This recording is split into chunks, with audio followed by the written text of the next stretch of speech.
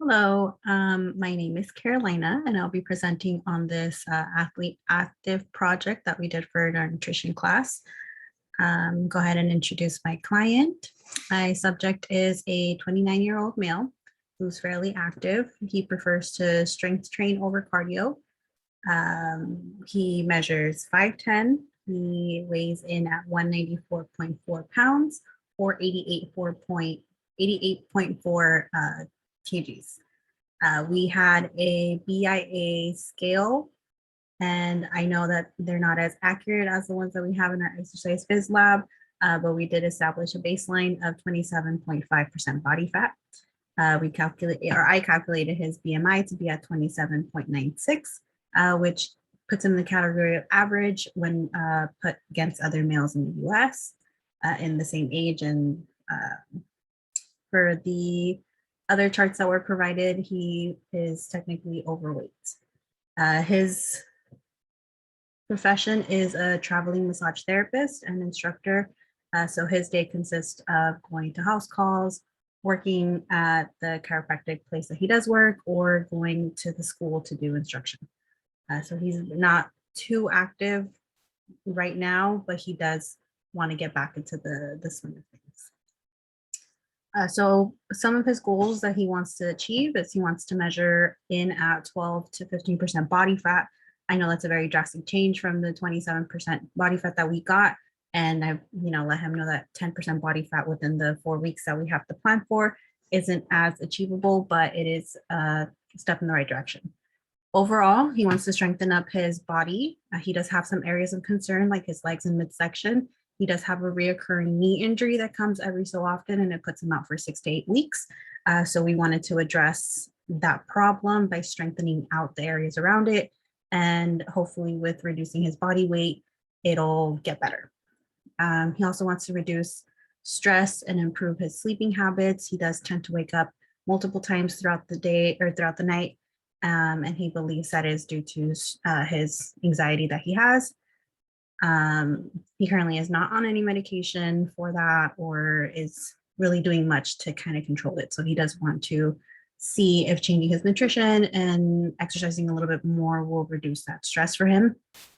And then all in all, he just wants to age with grace and reduce any lifestyle disease risks that he does have. From what I've seen, his lifestyle and reluctance of cooking seems to be the biggest obstacle in him wanting to change and keep his better nutrition habits. So here I have a food intake that I got from him. It was a 3-day food recall.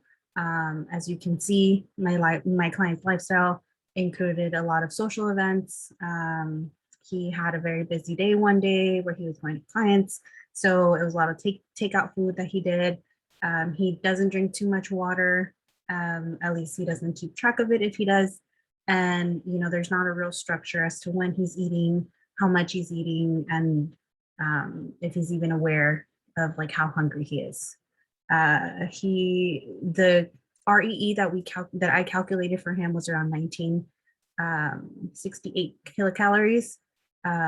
So with that information, and then I accounted for his activity level, his estimated daily energy needs would put him at roughly 2,100 calories.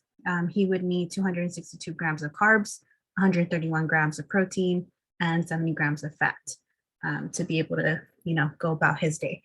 So with that information, I went and I created a nutrition plan for him that included a lot more whole foods and a lot more meals with a lot more structure.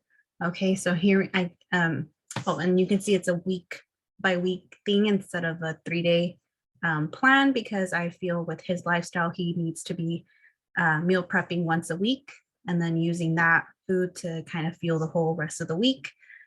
Since he is very busy and he doesn't like to cook as often, I feel like that was the best choice that we can make for my client.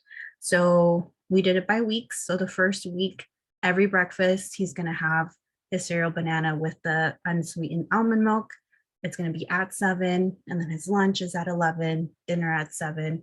He can have a snack around 3 o'clock, and his water, I put it at about 125 ounces per day. He did mention he had some bowel movements that were not the best. So I suggested he take Metamucil, especially the sugar-free one, so we can see if increasing his fiber would help with that. Obviously, it's not, he doesn't need to take it, but it is an option that I gave him to see if it'll help with him. All right, so for the second week, I know he enjoys breakfast. So then instead of just having cereal in the mornings, I try to give him a little bit more food. So right now we're closer to the 2100 per day here than we did the first week, because he does have a habit of not eating too often. So I didn't want to like stuff food down his throat.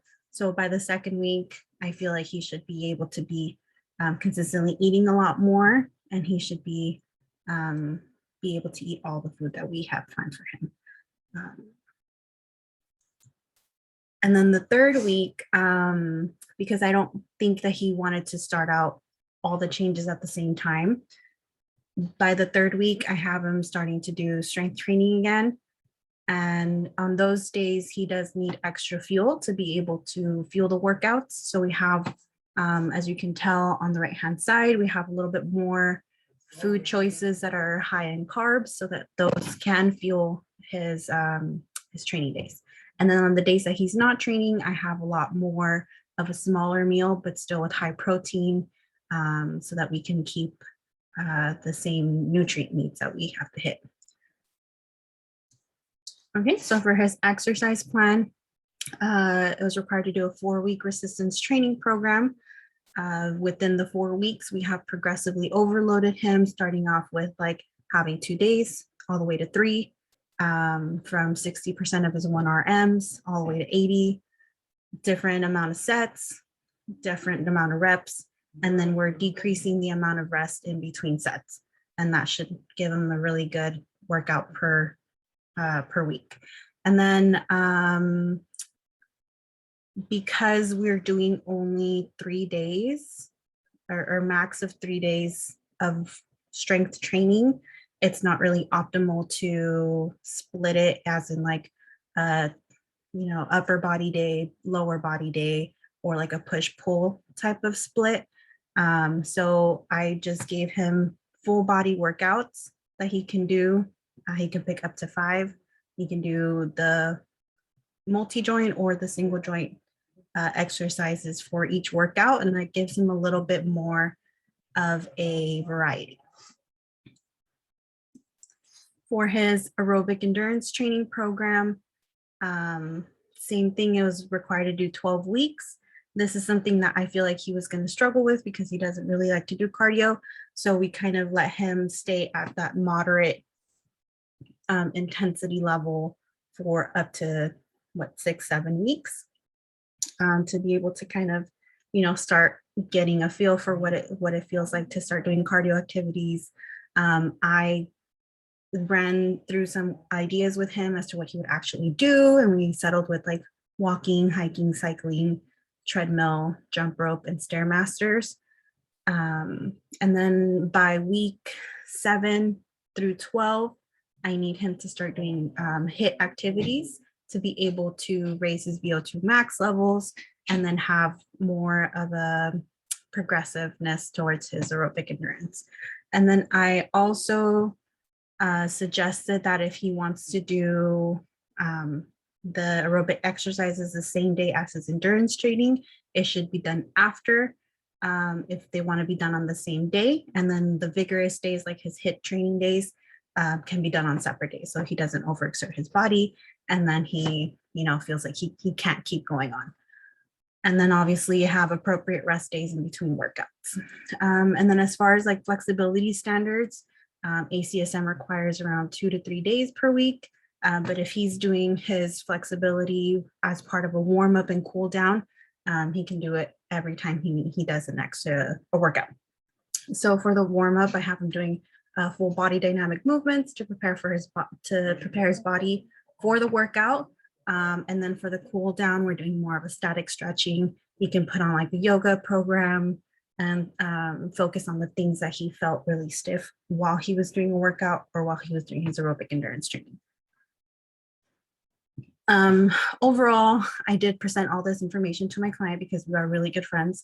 So he actually decided to take some of the changes I recommended and start doing them. He's already down a couple pounds in the first couple weeks because he's more conscious of what he's eating and how much he's eating. He did say that it was a lot of food the first week, but he's taking it and trying to do it as much as he can. For him, it's not about being perfect, it's about being consistent. And that's what I can tell everyone that is wanting to change their dietary plans. And then I just included a couple of references. So the Sport Nutrition for Health Professionals is our textbook that we use for this class. And that's where I got like how to do the breakdown of how many nutrients he needs. And the ACSM guidelines for testing and prescription is how I came about the whole exercise plan. So hopefully this was enough information that you got from my presentation, and we'll see if he keeps going on this plan. Thank you.